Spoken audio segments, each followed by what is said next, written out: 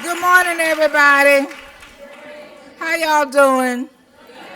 Oh, it's so wonderful to see everybody. I'm sorry I just had to duck over there to Lisa.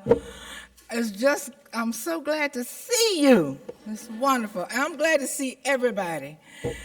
And I saw the Venerable Ruth Hubbard come in the room. And the world stopped.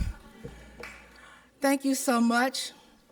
Thank you, dear founders over here, for having the nerve, for having the chutzpah, for having the courage to do what you did. And I know you were doing it for yourself. And the thing is right, when you do what's good for yourself, you're doing what's good for a lot of other people. Thank you so much. We appreciate it. Some of you might not remember the 70s, but I see a lot of heads like mine, and I know a lot of y'all remember the 70s. And let's go back to that time and look at some of what was happening then, the good and the bad. The 70s, we knew nothing about our bodies. Most of us didn't even know we had one. We had no knowledge. Doctors were gods. And we certainly didn't ask them any questions. Whenever we went in for care, we were sort of like little, adult children. We did exactly what they told us without questioning. And we remember one doctor told a woman, she asked a question about her pregnancy. He said, your pregnancy is none of your business. That's my business, okay? And then you all know the Carol Downer story of Carol going to get a pap smear and asking the doctor what was he looking at. And he told her that was his business. But you know what? When he went out of the room, Carol stole his speculum and put it in her pocketbook.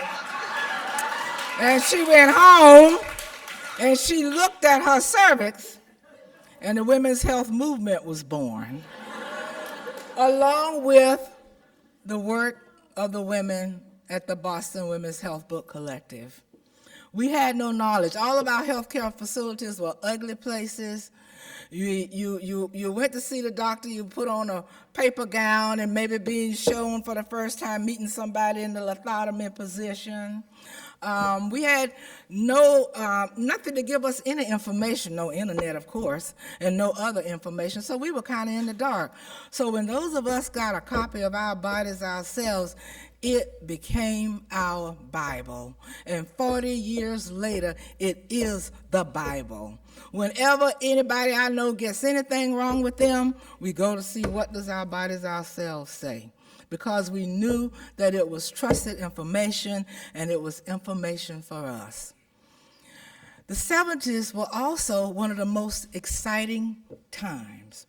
We were crazy with excitement. The women's health movement was started. The civil rights movement was just coming to its fruition. The women's movement was taking off. We were going to Mexico meeting and planning all these meetings.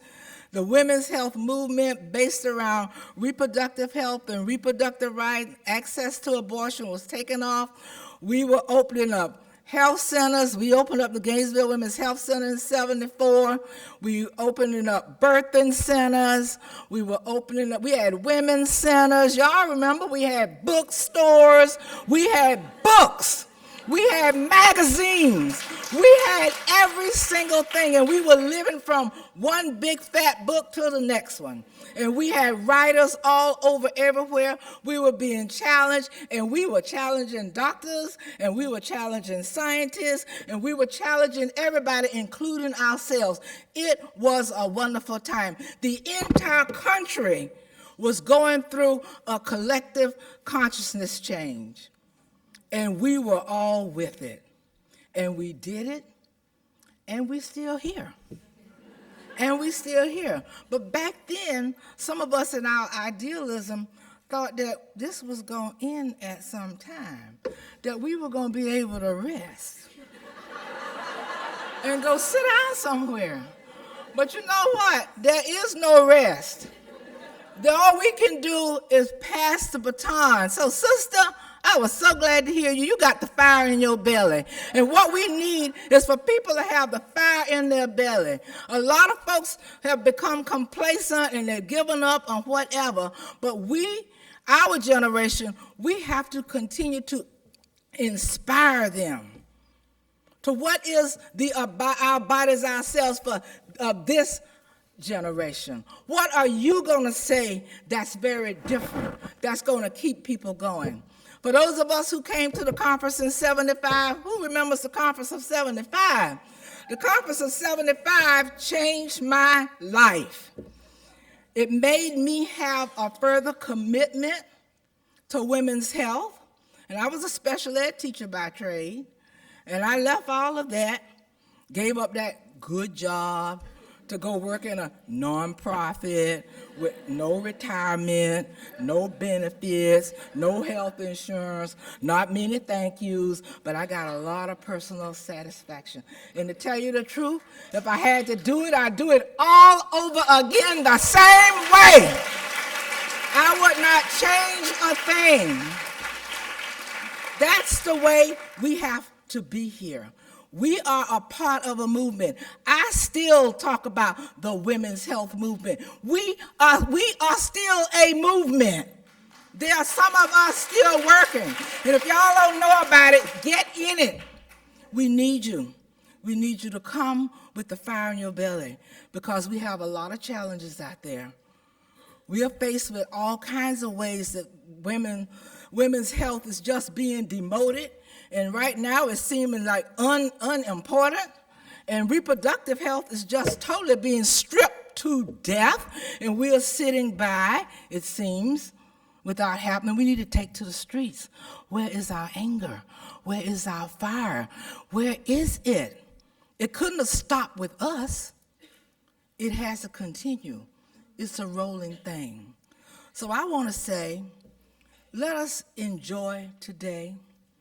And thank you so much, specifically to Judy and specifically to Norma, who I was most close to, for helping me get so many times from point A to point B, for helping me get out of Atlanta, Georgia, out of the United States of America, into the diaspora, so that I could go and talk to my sisters around the world. Thank you so much. And thank you for the spirit and generosity of sharing. You know, people get information and this power, and they want to keep it, and they don't want to tell you nothing. That was not true for this particular group of women. They shared, they gave, and that's the model of what we need to do. I want to challenge you. Continue this work. Continue it worldwide. That we as women and we as women health activists are a force to be reckoned with. We are a force to be reckoned with. So don't sit by and let them tell us things are not changing around our health care. We continue to be the catalyst to make it happen. And remember, nobody's going to do this for you. We are the ones we've been waiting for. So give them hell.